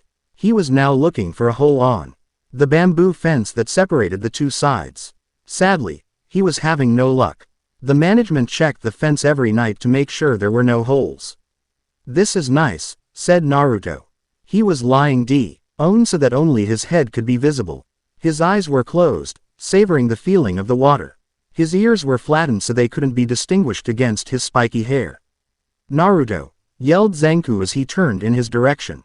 Naruto only opened an eye. "Do you have any beepin powers that can give us a good view?" "No," said Naruto as he closed his eye. "I would never learn a jutsu that would make me a pervert. I would use it to defeat perverts, but not become one." "But I have needs," whined Zenku. "Then let us take care of you," said a voice as the door opened. There, in the doorway, were 4 hot Hyuga women who had their bodies wrapped in towels. "My name is Mamizu Hyuga," said the eldest. She appeared to be about 21 and had long black hair that reached her ass. "I'm Kachu," said the 19-year-old woman. She had dark blue hair that only went to her shoulders. "How are you?" "My name is Reshin." Reshin was 16 years old, bustier than the rest, and long light blue hair that was braided. "I'm Aoi," said Aoi as she jumped into the water. She was the youngest, 14 and soon to be 15. Her hair looked exactly like Hinata's, only it was black. "We are part of the Specia L services that is offered by this establishment. It keeps bad boys from peeking." It was at that moment when Naruto turned his head to face the Hyuga women. As he did, time seemed to go in slow motion for effect. He slowly opened his eyes and his ears slowly began to rise. The Hyugas recognized him as the target, but something came over them. Kawaii. Soon, all 4 of them were blushing. Then, Naruto did something that broke all of their resistance. He gave them his foxy smile. "He's mine," they all shouted at once as they charged. Soon Naruto was surrounded by the 4 girls who were all asking him questions at once. What was his favorite food? Did he have a girlfriend? Did he like older women? "What about me?" asked Zenku, who they ignored. Zanku then had streams of water running out of his eyes as the girls lost their towels. For all of you who are wondering, there will be no lemons. Yep, he is the Hyuga pimp. Zanku would have said more if it weren't for a loud crash from outside. Soon, the yelling of men and the breaking of doors could be heard. A moment later, men dressed in black uniforms with a panda on their chest entered the men's side. They were about to yell at them until they saw Naruto. "Lucky bastard," they said in unison. The panda gang had entered the village. They were led by Ang Wu, a woman. Danzo stood on a balcony watching the sound nins under his control train. In about a year, they would be at the level of his former root forces. And with the power of the cursed seals, they would be next to unstoppable. Danzo could remember telling the Hawk Age the odds of the sound winning against Akatsuki. At that time, he said that the sound would lose, but not before taking out a large chunk of their enemy's forces. Now, things were different. With both him and Orochimaru improving their forces, they would win and still be strong. He would prove to those fools that he was right, that peace was foolish. Tsunade looked up from her desk once again. ND groaned as more paperwork landed on her desk. Will it ever end? She cried. Sorry Hokage-sama, said one Chunin. They bowed to her before they left. In another part of the village, Kakashi was reading his dirty book as he walked down the street. Most people waved to him or shouted their thanks to him. To the majority, he was the student who finished what his sensei began. To others, he was a cold-hearted bastard and a hypocrite. Asuma and Kurenai hadn't spoken to him since it happened. Hell, even Guy was avoiding him. Sakura glared at him whenever she saw him, angry that he didn't even show up to the wake. Ebisu only talked to him when he was ordered. At first, it wasn't so bad. No guy challenging him or putting up with cigarette smoke or stuff like that. But, slowly, he began to miss it. He began to feel alone. The people who he knew best refused to recognize him anymore. He had become scum in their eyes. He stopped when he reached his destination, the memorial stone. His eye fell on the names of his father, Obito, Rin, and his sensei. For a second, he started to look for Naruto's name until he remembered. Naruto's name was never placed on it. Memories came back to him. His father's shame of failing his mission just to save the lives of his comrades. Obito telling him that those who abandoned theirs comrades were less than trash. Rin, who had died while on patrol, Zhu Qi before she sent out the warning the Kyuubi was coming. The Yondaime, his sensei, who gave up his life to save the village. Each one cared for their comrades more than anything else. But why? He followed the rules, and that's what has gotten him to the point he was at today. If his father had just followed the rules and done what he was supposed to, his mission would have been a success and the war might have ended sooner. If Obito had just followed the rules, he could have lived. If Rin hadn't tried to save the others in patrol, Shita could have lived. He tried to remember them by telling others what they believed in. Or, that's what he told others. The second part of his test, in truth, was so that he wouldn't have a genin team. He didn't want to be a genin sensei, never did. The only reason he passed them was not because they proved they cared, it was because Sasuke was there. In his eyes, Sakura and Naruto should have quitted the program. They had no talent and he didn't want to train them. The Chunin exam was supposed to crush their spirit so that they would quit. Now, he was paying the price for his selfishness. Hello Kakashi-senpai, said Yugao as she walked up to the stone. She had a rose in her hand. Hello Yugao, replied Kakashi.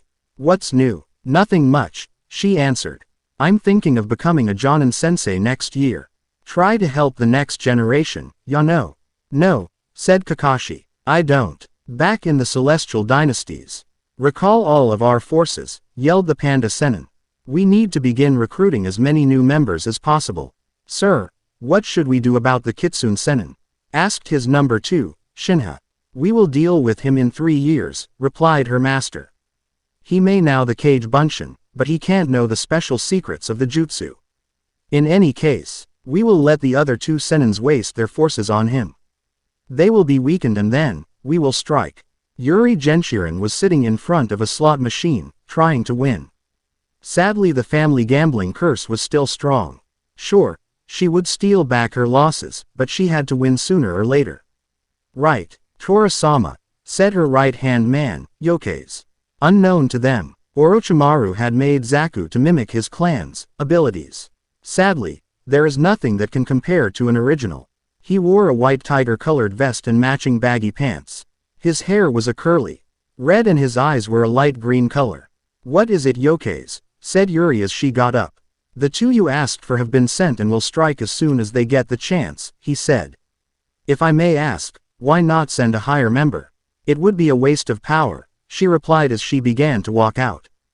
"Besides, these two will finish him off without touching him.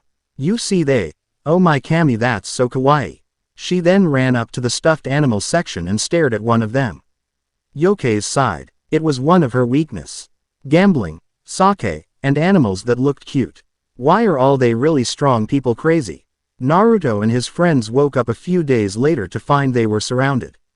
Ever since the fight against Aang, the group had decided to camp out to avoid property damage and so that they would be harder to find. Now, they had realized a small problem: they were easier to surround. Naruto and Zanku exited the tent while leaving a shadow clone and the girls in the tent. A group of 10 masked figures had surrounded the tent. "Only 10, said Zanku with a yawn. "It should make a nice warm-up." "Something looks familiar about these guys," said Naruto as he tensed up. Their clot Hing resembled Haku's Hunter Nin uniform. One of them moved towards them in a slow manner. As he moved closer, Naruto's eyes grew wide. "Naruto Uzumaki," said the Leaf Hunter Nin. "By the order of the Hokage, we are ordered to return you to the village. I suggest you don't resist." He turned to another member of the group. "Grab the other 3, they are coming with us." The 9, in a flash, had grabbed Mai, Zanku, and a crying Asahi.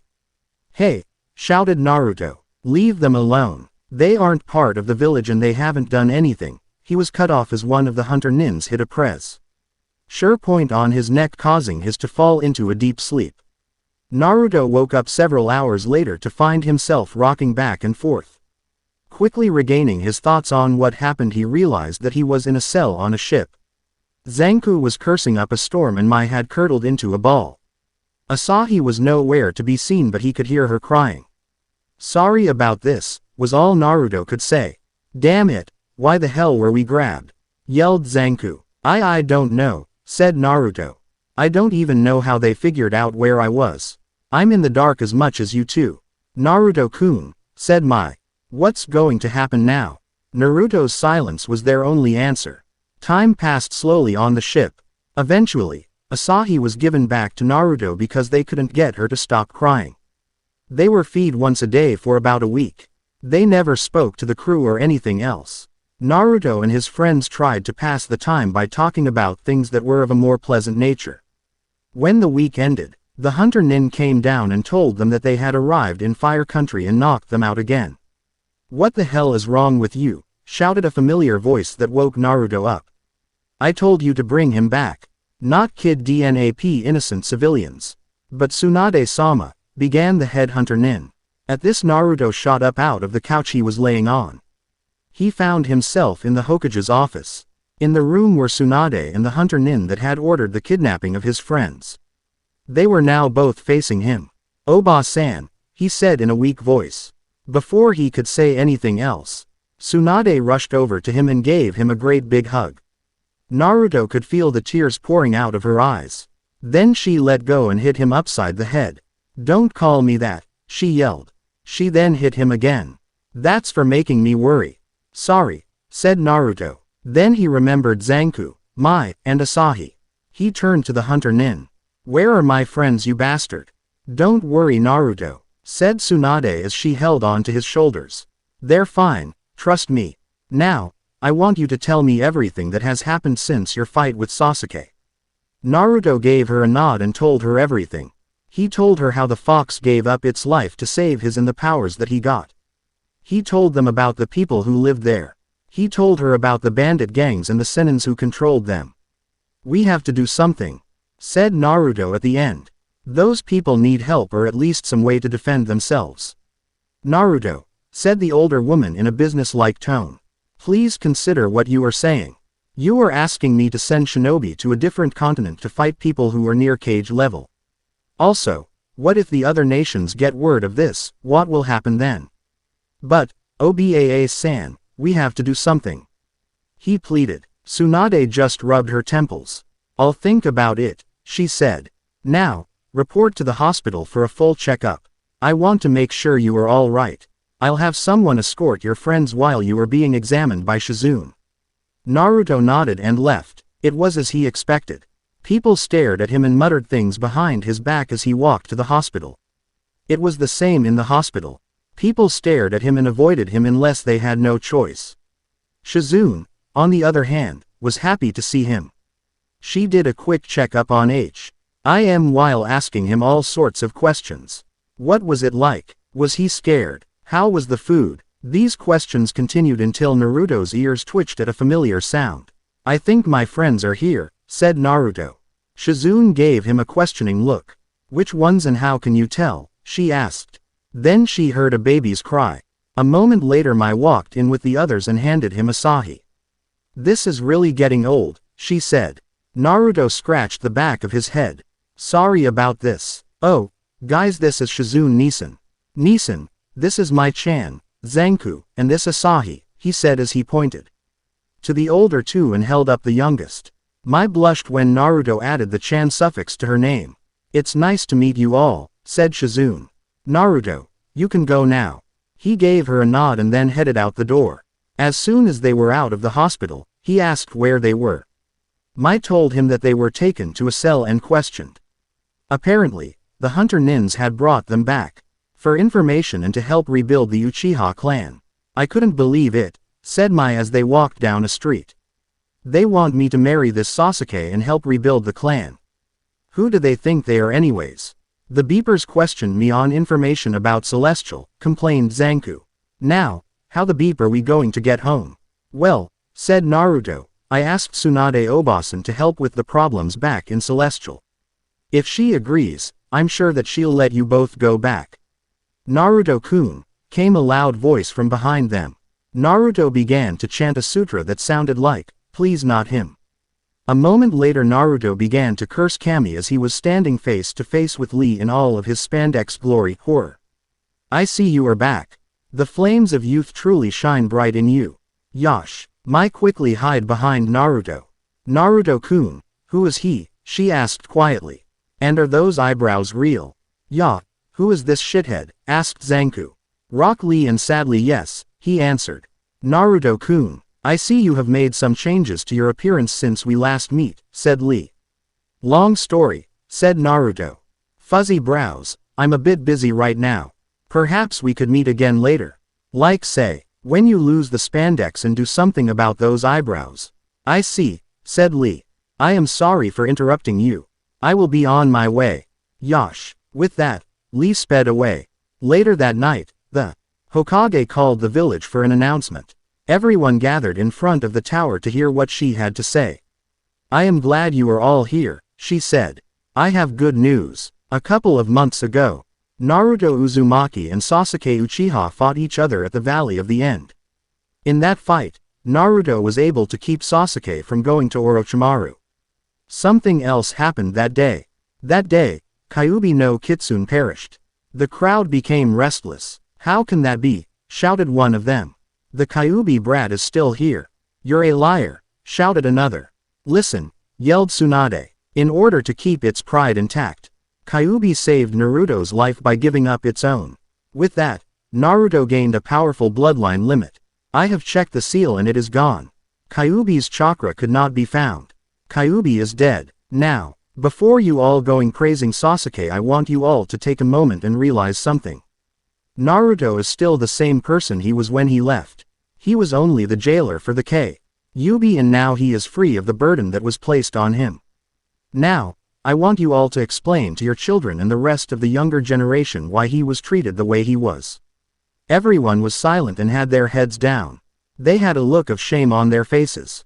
Some were even crying. In the real world, Akumu and Mugen were putting more charca into the seal that surrounded the tent. They were the dream brothers of the Torah. As long as the seal remained in place and or the victims didn't wake up, they would be stuck in a dream world that they would never want to leave. In a few days, they would die from dehydration. This was their strategy. Unknown to them, 4 women were staring at them with heated gazes. Dreams? Asked Yokaze. I'm not sure I understand. The Dream Brothers are seal experts, said Yuri with a grin. Years ago they created a seal which sends all those who are in the seal into a dream world based on a person's memories and knowledge. The longer a person or persons are in it, the better it gets. The only problem is that it can only create one dream world, and if there are more people in the seal, they all have to go to the same place. In a couple of days, they will be dead. Why not simply send people to fight them and kill them? Asked Yokaze. I mean, surely, such elaborate means isn't necessary. True, said Yuri. I could have sent people to fight him. However, there is the chance that they could lose. What makes this plan so much better is because he has to fight his own desires. He may act noble, but he is still human. He has desires, just like the rest of us, and he will give in to them and perish. The next day in the dream world, Naruto was now walking with Mai and Zanku and a clone holding Asahi to meet up with the Rookie 9. They were all meeting up at Team 7's training ground for a picnic. Along the way, Naruto noticed that few people were glaring at them. In fact, he was getting smiles from many of the people who used to shun him. Once they got there, they saw them plus Team Guy. They were all sitting on a large blanket chatting with each other until they saw Naruto and his new friends come by. Naruto, shouted Sakura when she saw him. She then got up, ran over to him, and hugged him. A moment later, she let go. We were so worried about you. I'm glad to see you're all right. Naruto-kun, said another, quieter, voice. Naruto turned his head to see Hinata blushing madly and then remembered part of the reason she did that. Before either one could say anything, Asahi began to fuss a bit, causing everyone's attention to turn to her. Naruto-kun, is that why you? Baby, finished Lee. It seems as though Naruto-kun has done some unyouthful things while he was away. At this, Hinata fainted. I wasn't gone for 2 years, said Naruto as his eyebrow twitched. He then went on to explain how he found her. I just couldn't leave her there, he finished. I see, said Neji. Don't worry, I was informed that the cage bird seal is to be removed and the old ways abolished. You do not have to fear for her.